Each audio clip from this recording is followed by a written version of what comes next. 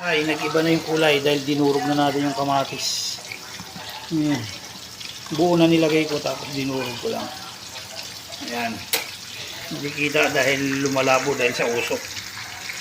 Ayan, lagay na natin yung isda. Ayan, lakay. Ilagay na natin yung tilapia. Sinigang na tilapia naman tayo. Sarap yan. Ayan. Makalipas ng ilang minuto, takpan natin. Uy, tignan mo yung taba ng tilapia. Oh. Ayan. Takpan muna natin, pakulang muna natin bago natin ilagay yung kulay.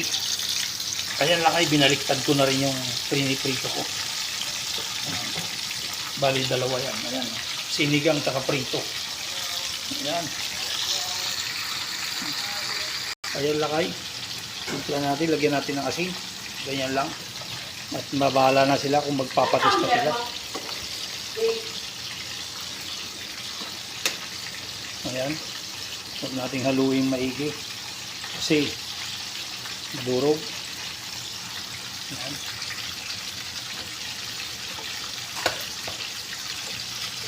Looks like Daniel. Tikman natin.